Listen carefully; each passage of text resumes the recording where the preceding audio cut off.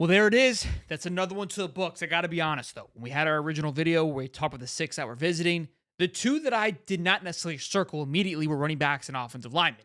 Those two have now come through. What's remaining is the linebackers, which I thought were automatic locks. Could still be automatic locks, but we're waiting to hear. Again, the one from Tennessee and the other one from Charlotte. So we'll see. Linebackers out of all these positions is a must. But we're going to talk about running backs. We're going to talk about the game one. It's been moved. And then a little more drama, just a little bit, that we're going to be done with it. I already said it once, but it just keeps coming back up. And it's hard not to. Roll the intro. I flushed my kids down in the club. Yes, sir. Ladies and gentlemen, welcome back to another episode. Today, we're going to talk about the big-time commit, Mr. Dallan Hayden, running back from the Ohio State. Not Ohio, but the Ohio State. So, did a little reading about him, try to learn what he is, what he brings to the table. 5'10", 205 pounds. If you take a look at his PFF score, freshman year had a big year. Had an 80.7 overall rating and then dropped down a little bit this past year. He did redshirt this past year, his sophomore year, which gives him 3 years of eligibility. Well, why did he redshirt? A lot of talent in that Ohio State room, and even more so this year. He's probably slid back to 3-4, and that isn't a shot toward him. They got Trayvon Henderson, who was the 15th running back in the country last year. Chip Trayanum, I believe, who was the 228th. And they just got Ole Miss's running back, who was arguably the best running back in the country. So that running back room is redonkulous, all right? And look, if you go look at some of the Ohio State just forums and columns, they're high on Dallan. They loved him. They're like, where is he? What's happening? We want to see what he's able to do. Redshirted him to basically preserve him, save him, to see if they can continue that depth. You always want to have extreme depth in the running back room. If you could stock that thing up to 3-4, because again, I always say this, running backs are a dime a dozen, and injuries are also a big thing too. That's why he got a lot of playing time in his freshman year, had a pretty healthy impact in his freshman year. Again, with being a freshman in Ohio State, playing a lot of big competition. So what the Buffs are getting here is a very talented running back that has some experience, has played. Again, on paper, it's not necessarily there, but a lot of experience with a ton of upside and a room that definitely needs the depth. And somebody, in my opinion, with 3 years of eligibility is willing to come and sit. I'm sure he wants to be the guy, as every transfer does, but understands that, look, if I can move up into the second slot, maybe third, I'm fighting for one. And I think the running back room isn't to that point where it's a healthy battle. It's going to be a very healthy 1, 2, 3. Who wants it more? It's not necessarily a sealed deal for 1, 2, 3 at the moment. Where Ohio State, I mean, it was an automatic 1, 2, 3. We know who's going to be there. You're fighting for a third spot, if that. And that's a compliment to Ohio State room. That's nothing against this guy. That's just where these guys are. These guys are much older, played a lot longer. So the running back room in Colorado now is extremely young, which I like. I think that's fantastic for the Buffs. You can find a lot of good studs and a lot of talent out of young running backs to make an impact. And what this team looks like and what I think it's going to look like, I think running back definitely needs to have a bigger impact on the game than it did this past year. And so with these guys coming in, I think they're going to have a nice versatile group there to be able to work with. Again, Alton, he transferred out. It's like, why didn't he stay? He's at a time where he has to be the guy. He wants to guarantee himself the start. And this isn't to what his father said. Again, I saw it tweeted out again today. He even commented. He goes, I have zero relations to this guy. This is not my statement on the matter. He handled himself very well in that situation. These things get ugly. This portal thing, man, the breakups are disgusting, which we're going to talk about breakups here in just a moment with the Kamani McLean situation because we never really addressed it. So we will be addressing that. And then, I promise, we'll move on. So, all in all, another big addition, in my opinion, to the Buffs. Still sitting at 71 scholarships, so still a lot of places to be filled up. There is an offensive lineman from Arkansas who will be visiting the Buffs this Saturday. This Saturday is going to be explosive. It's going to be a record-breaking weekend, in my opinion, in the sense of how many top visitors will be there in regards to the 2025 class and just portal visits out as well.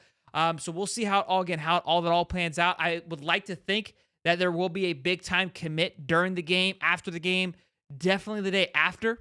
That following Sunday, we saw how this past Sunday was. There seems to be a trend with these transfer portals with the Buffs, been following for the last year and a half with Coach Prime and what he likes to do. They kind of come in clusters. So could we see one trickle in every day for the remaining of the week? I don't know. But we'll definitely, again, that's why you need to keep the bells turned on. And make sure you guys like and subscribe on the way to 10,000 subs so you don't want to miss it. Next up, big news dropped today. The game one against North Dakota State has been moved to Thursday time and television to be decided. I think this is going to be awesome. Saturday has a lot of big games, a lot of exciting stuff. You're going to be fighting for a TV spot with all those big games. This now basically is going to single out that game and allow them to kick off college football on a Thursday night, 7:30, probably 8:30. Well, it is over there in Colorado, so maybe a 9:30. I would think 7:30, which puts it at 4:30 Colorado time, I believe, maybe 5:30 Colorado time. So we'll see how that plays out. It's tough with the math here, boys. But look, I love it on Thursday. I think it's going to be great. Could be a Fox primetime slot for the Buffs, which will be electric. And here's the other big thing.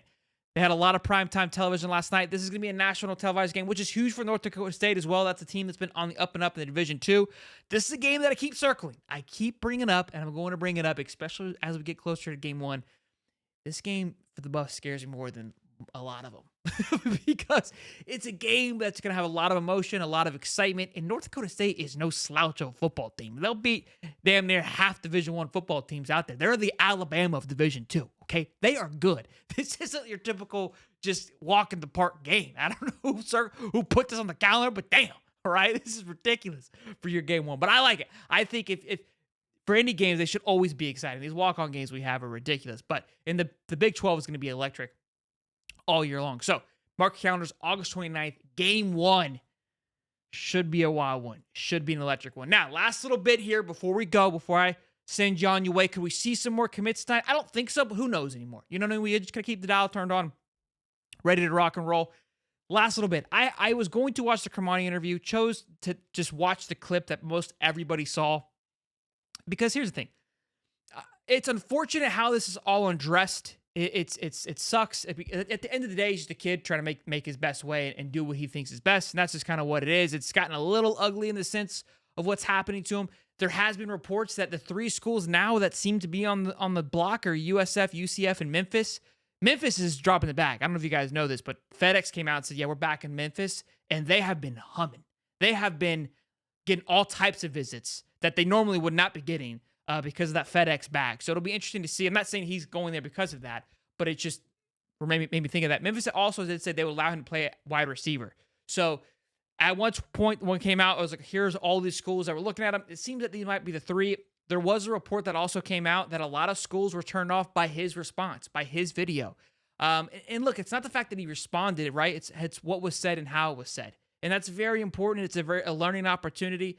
It sucks that something like that could turn somebody off that quickly. No matter how talented you are, because of the ways out that you've navigated through your first year in this college landscape, are going to turn a few coaches off. Like, I don't want to deal with the drama. Now, he goes to USF or UCF and balls out and has a phenomenal year or two. That'll all go by the wayside. None of it will matter. So hopefully this is going to be a good thing for him. He's able to kind of go away. Just go play ball, right? Just put your head down. The noise will go away. The lights will go away for a little bit. Because unfortunately, this kid's had a lot of eyes. I mean, whether he wants it or not, he's had a ton of eyes on him since coming into college. And it's been nuts. I mean, the guy, makes a move and everyone knows about it. So look, nothing but the best for Kermani, and hope that wherever he does go, he balls out and he has an incredible career. Will be something definitely to keep an eye on, especially if he does go to UCF, Big 12. Little rematch would be interesting. Would be fun. I'm just saying. Would be fun to watch. Would be cool to see the heat between both teams without a shadow of a doubt. Well, you know what to do. Let me know in the comments how we feeling about the running back addition to the team.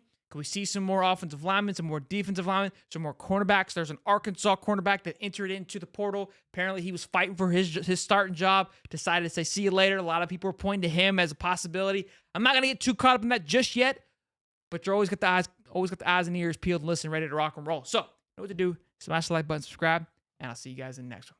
Peace and love, baby.